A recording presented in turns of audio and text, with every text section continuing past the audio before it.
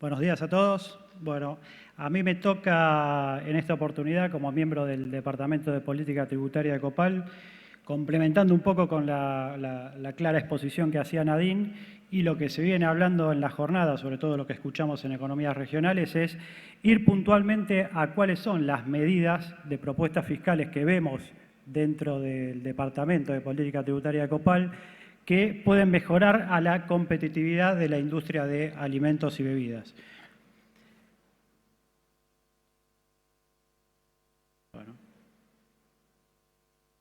Bueno, no pasa la filmina. Yendo rápidamente a cuáles son las medidas, quisimos discriminarlas en dos grupos. Lástima que acá están, perdón. Las medidas de tributación nacional, por un lado, donde vamos a hablar un poco de aspectos relacionados al impuesto a las ganancias, el impuesto a los débitos y créditos, ganancia mínima presunta y ciertos aspectos relacionados con impuestos a los consumos. Y por otro lado, el segundo gran grupo, que ya Nadine se explayó bastante, es lo que es la tributación subnacional o lo que es lo mismo provincial y municipal. Y ahí voy a ser un poco reiterativo con Nadine, pero remarcar nuevamente cómo afecta el impuesto sobre los ingresos brutos a la actividad industrial y puntualmente algo que estamos sufriendo las empresas, que es la proliferación de los regímenes de recaudación a nivel provincial y municipal. Terminando esto con una breve mención de lo que es la coparticipación federal, que también Nadine algo se refería. Bueno, para empezar, en lo que hace a tributación nacional, puntualmente en el impuesto a las ganancias, hay dos aspectos fundamentales que nosotros vemos que deben ser revistos por quienes quieran armar alguna política de desarrollo económico. Por un lado, la falta de aplicación del ajuste por inflación impositivo. Ustedes saben que en economías con cierto nivel de inflación, esto genera altas distorsiones donde las empresas terminan pagando impuestos sobre ganancias nominales y no reales. En algunos casos al punto de tener que pagar con el capital, con el patrimonio, y esto vulnera un principio constitucional que tenemos en materia tributaria, que es la no confiscatoriedad. Sobre este punto ya la Corte se ha expedido en varias oportunidades, declarando precisamente la confiscatoriedad del impuesto cuando se daban estas situaciones. Lo que no se habla mucho por ahí cuando se habla del ajuste por inflación impositivo es que hay ganadores y hay perdedores. Si bien probablemente la mayoría de las empresas estén pagando de más por la no corrección monetaria, ojo que hay empresas que también están pagando menos de lo que le corresponden, esto teniendo en cuenta la situación patrimonial de cada empresa, ¿no? Entonces, con el fin de evitar un poco esas inequidades, la propuesta concreta del departamento acá es restablecer el ajuste por inflación de manera integral, como estaba hace unos años, o, en su defecto, algún mecanismo alternativo, que podría ser la actualización de la compra de bienes de uso, que también serviría como medida de fomento de nuevas inversiones. El otro gran aspecto que vemos a nivel del impuesto a las ganancias es la elevada alícuota efectiva que tenemos hoy en día en Argentina. Probablemente todos recuerden que desde el año 2003 se empezó a gravar con una alícuota adicional la distribución de los dividendos para personas físicas del país o para residentes del exterior, con lo cual esto terminó en una alícuota, hoy en día está en una alícuota del 41,5% la combinada.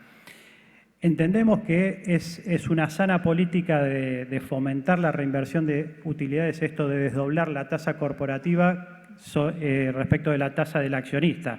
Lo que pasa que vemos que con este nivel de alícuotas no estaría cumpliendo ese objetivo.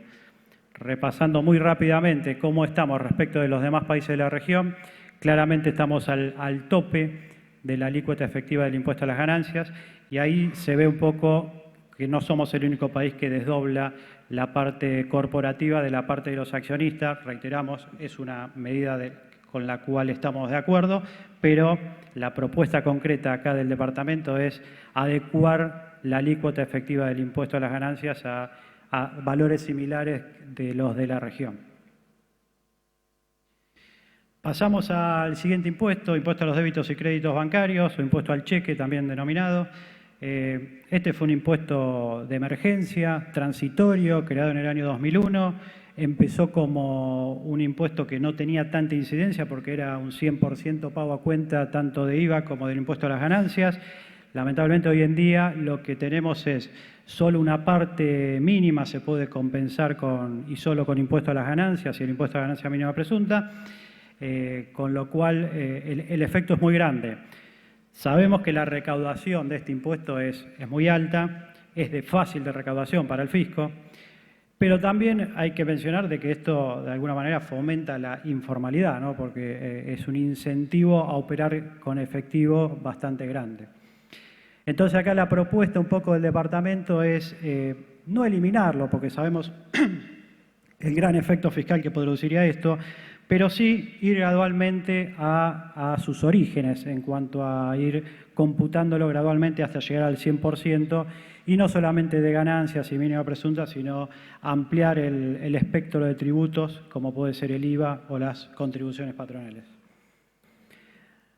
Rápido, el impuesto a las ganancias mínima presunta es un tributo que grava a los activos, pero que en la generalidad de los casos, si las empresas tienen ganancias, como es pago a cuenta, no tiene efectos.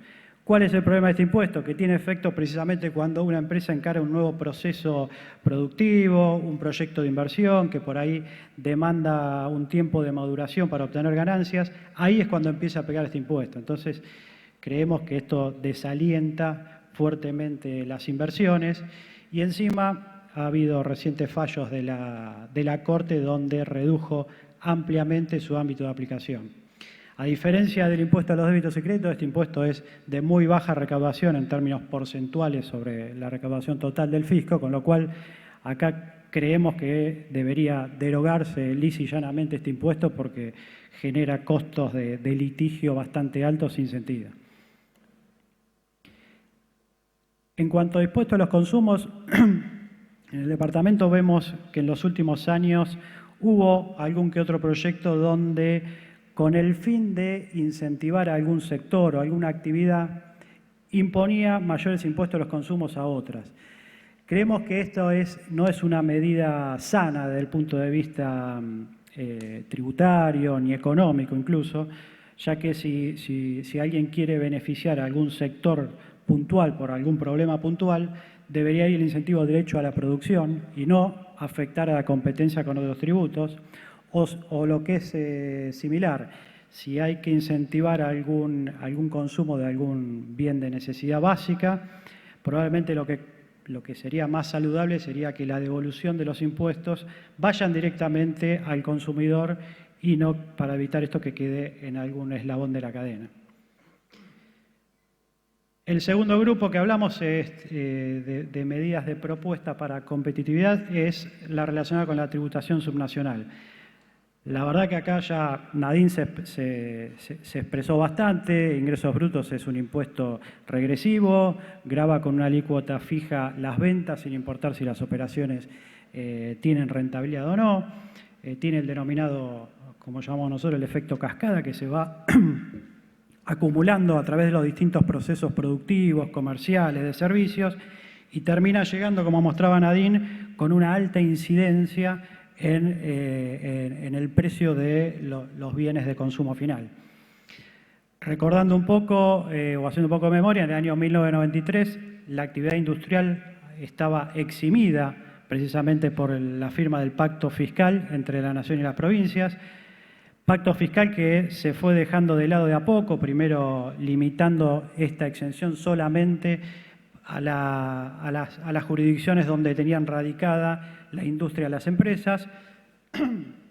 Por otro lado, algo que también comentó Nadine y que es muy importante es la segunda limitación que no estaba en el espíritu de este pacto fiscal, fue que las provincias solamente eximían la producción local. Vale decir, si yo tengo una empresa que tiene planta industrial en provincia de Buenos Aires, pero parte de esa producción es vendida dentro de la ciudad de Buenos Aires, esa producción no está eximida. O sea, y eso no era el espíritu del pacto fiscal.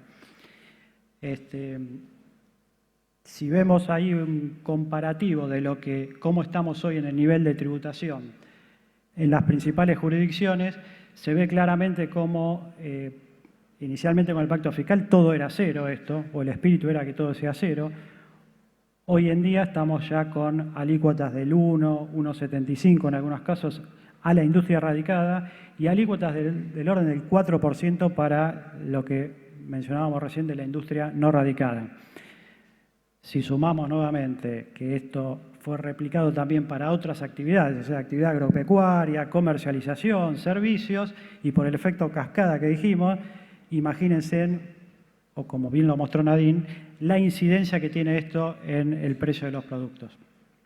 Y también ahí hay que tener en cuenta que empezamos a desalentar también la industria nacional, porque esto es, a cuantos más eslabones hay en la cadena, mayor la incidencia del impuesto.